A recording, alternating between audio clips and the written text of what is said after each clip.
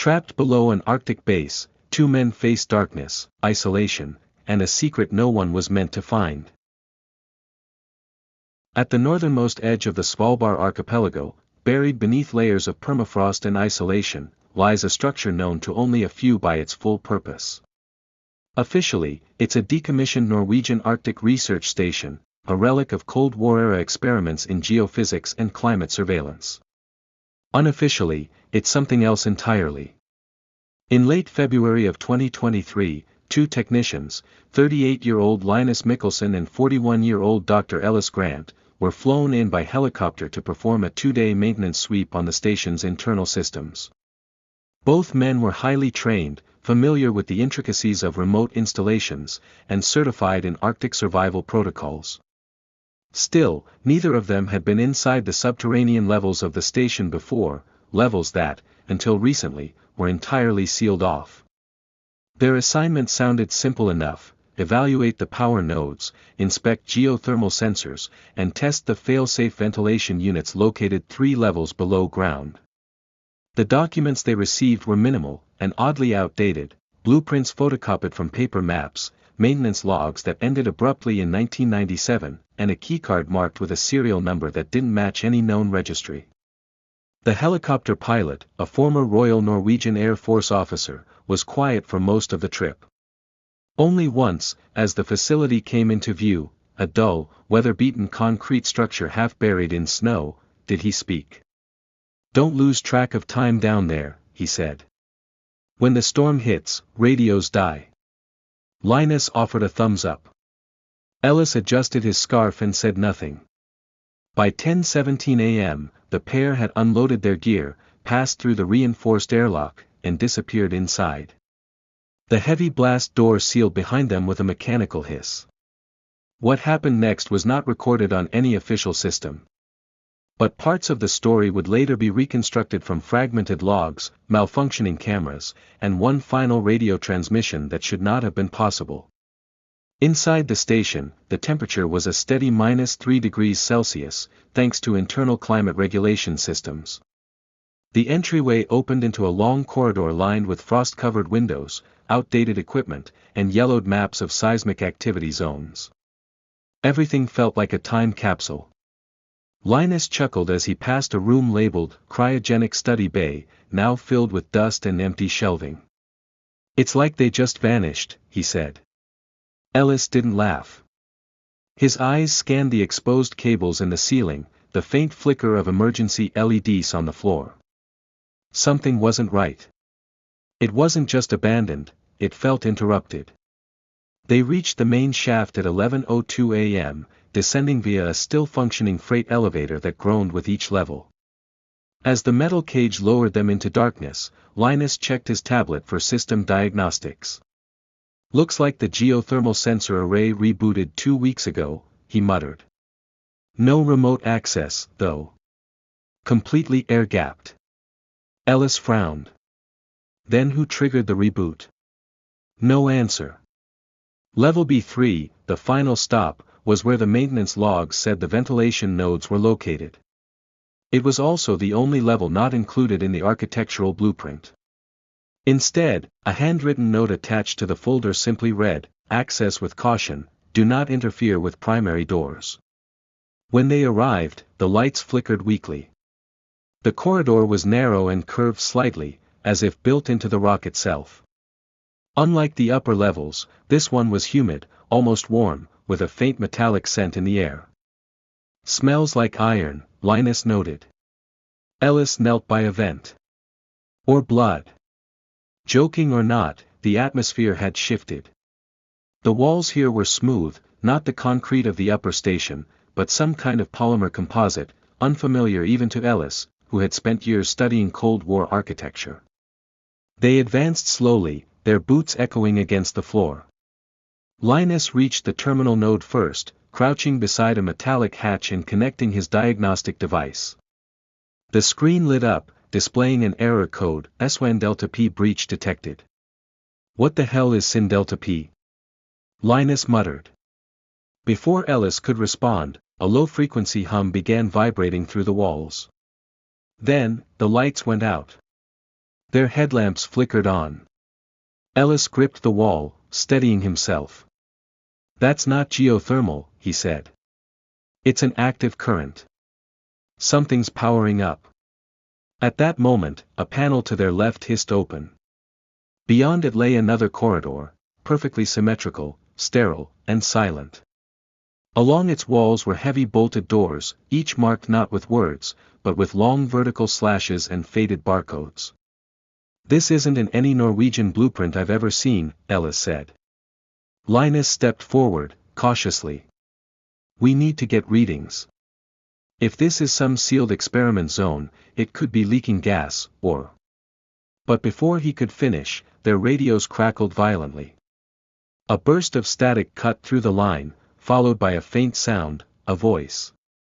Distorted, clipped, and wrong.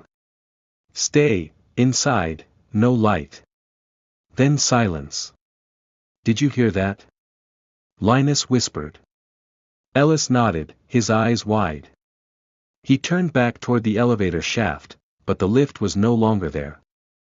Only darkness remained, along with a slow, rhythmic dripping sound that neither man could source.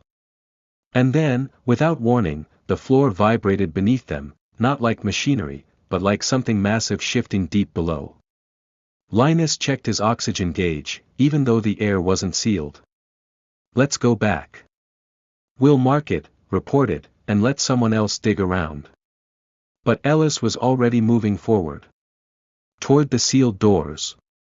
"I think we just found what this station was really built for," he said. What they didn't know, what no one could have known, was that the original purpose of the Arctic base had nothing to do with weather tracking or seismic research. In 1984, NATO had classified the station as Echo Point, a long-term cryostorage facility tied to a defunct genetics project known as Cold Vein. And something in that vault had just reawakened.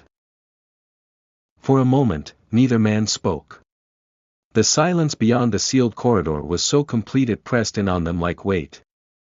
The only sound came from the subtle, irregular clicking of their headlamps and the static from their now useless radios. Linus hesitated. "Ellis, we don't even know what this is." Ellis didn't turn back. His gloved hand hovered near the wall, tracing the seams of one of the doors. "No rust. No dust. This place isn't just sealed, it's maintained." "That voice," Linus said. Back on the radio. What was that? Could have been electromagnetic interference. Or a looped recording. But even as Ellis spoke, he knew it wasn't. Something about the cadence, the urgency, it had felt alive. Linus glanced behind them. The elevator shaft was still empty. The control panel flashed a dull red, "Access denied, safety lockout engaged." They were trapped. The corridor extended about 30 meters before bending to the right. Along the curved wall, the heavy sealed doors continued in a uniform pattern.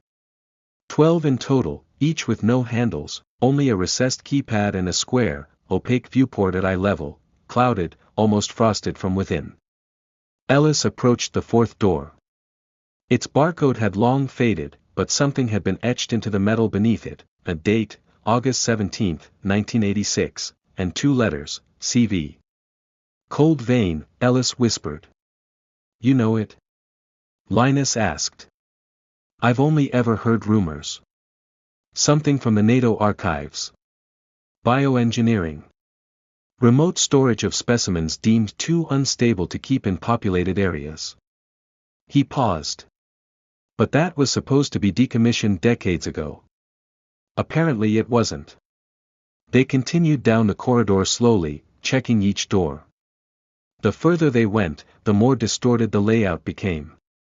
The walls were no longer symmetrical, subtle curves warped the hall, and the air grew warmer, more humid.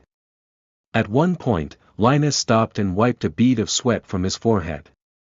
"It's nearly 25 degrees in here," he muttered. "There's no ventilation, where is this heat coming from?" Ellis didn't answer. He was staring at door 11. Its keypad was blinking. Not dead. Not corroded. Active. He stepped closer. A thin line of condensation ran down the viewport. And then, so quick Linus almost thought he imagined it, a faint movement inside. Something shifted. A shadow. A shape. Ellis took a breath and lifted his hand to the keypad. The screen lit up with 6 boxes.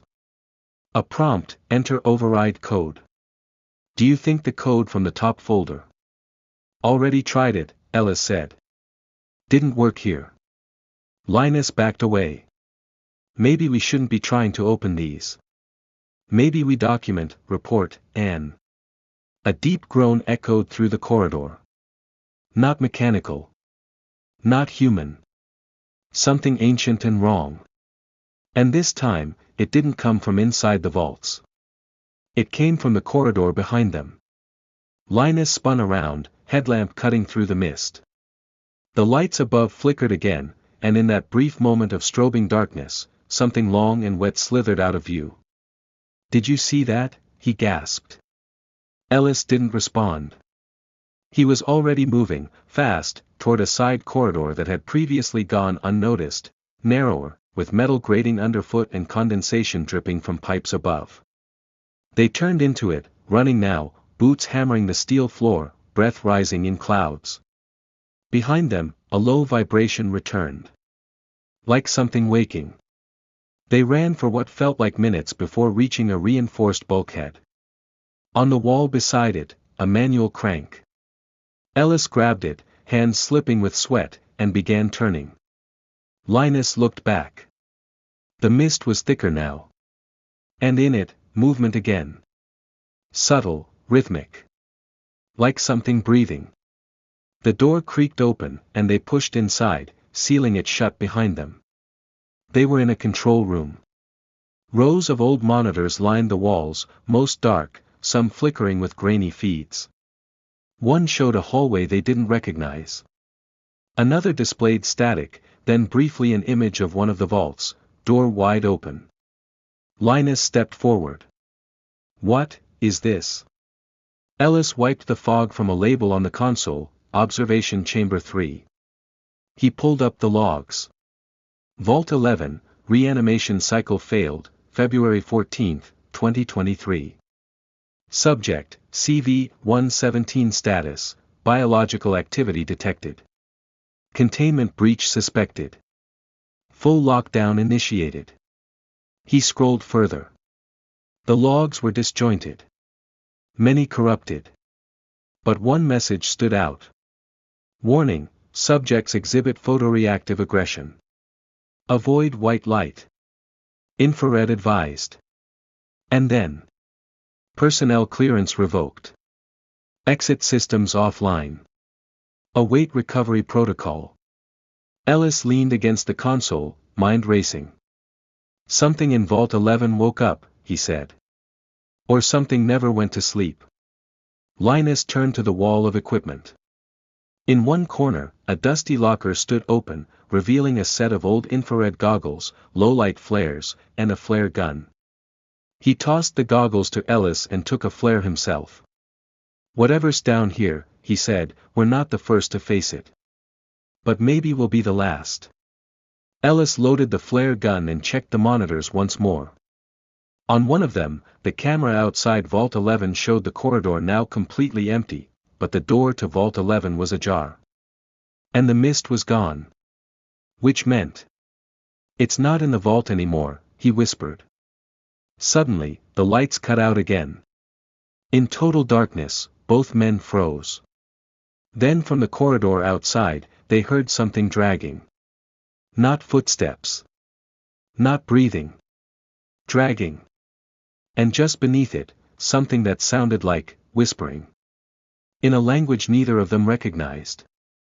Then, the steel door began to bulge inward, slowly, rhythmically, like something was pressing against it from the other side. Ellis raised the flare gun. Linus clutched the infrared goggles. They knew what was coming next. And this time, there would be no way back. The steel door buckled a second time. A low hiss, like steam escaping from deep underground, filled the room. Linus slipped on the infrared goggles just as Ellis fired the flare gun. The blast lit the chamber in a burst of red. For a fraction of a second, they saw something, not fully human, pressed against the door's window. Skin pale and stretched thin, eyes like two black wells, no visible pupils. It recoiled from the light instantly, vanishing into the dark with a shriek that echoed like fractured glass scraping against metal. Silence fell again. Only the flare's low ember remained, casting weak shadows on the walls. Linus turned to Ellis, breathing hard. That wasn't part of any NATO experiment. Ellis didn't answer. He was looking at the monitors again. One of the cameras, Station Echo 4, still worked. It displayed a control room, similar to theirs but larger. Inside, unmoving, were 6 figures in suits marked with the cold vein insignia. They were slumped in their chairs, faces frozen in fear, eyes open, blackened. Ellis turned up the volume. Static. Then, whispers again. Whispering inside the feed. 6 remain, containment lost, the ice remembers. Then the feed cut. Linus gripped the console edge. We have to get out. Ellis nodded. Backtrack to the elevator shaft. If power's still diverted, we'll need to climb. As they opened the side door and stepped into the narrow hall, it was clear, the base had changed. The mist was thicker. The walls sweated moisture. Somewhere deep within, something organic pulsed, slow and rhythmic, like a heartbeat. And all the while, the humming returned, no longer machinery. A resonance. A signal. They moved fast, lights off, relying on infrared. Occasionally, they caught shapes, smeared movement in the corners of vision.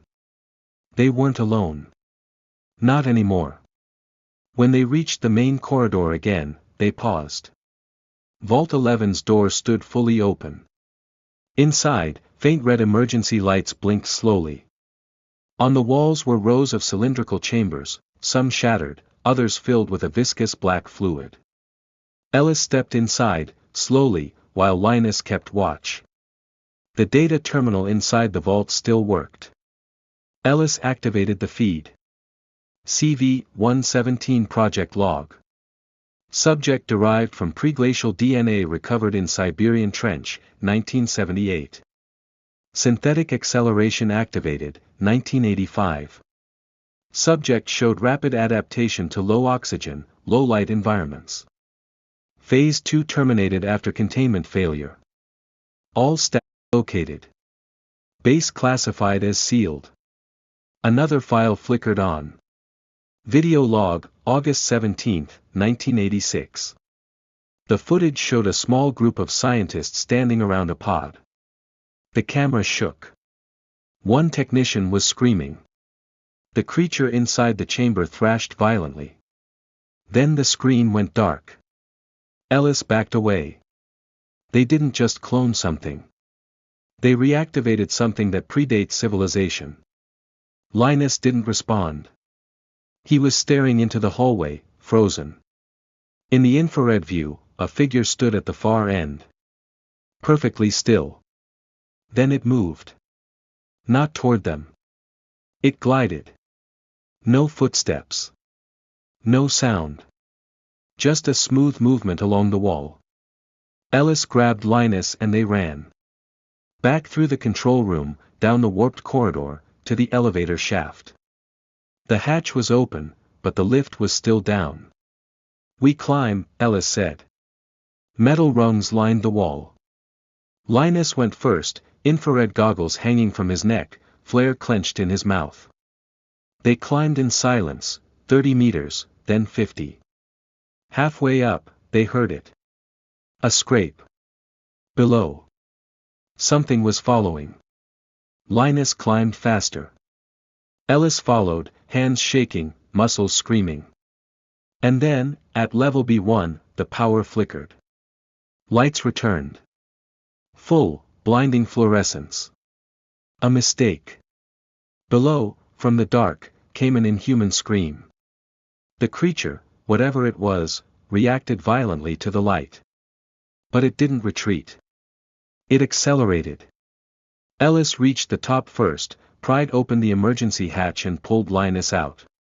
He slammed the panel shut, locking it with a manual crank. But the metal pulsed with each strike from below. "We're not safe yet," Linus said, breathless.